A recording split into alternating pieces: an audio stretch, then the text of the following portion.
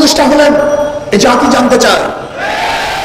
আমি ডক্টর ইউনূস সাহেবকে বলবো, আপনি আন্দোলন করেন নাই, আপনি সংগ্রাম করেন নাই, আপনার রক্ত দেন নাই, আপনার জীবন যায় নাই, আপনার পরিবারের কেউ শহীদ হয় নাই, আপনার দলের কেউ হত হয় নাই।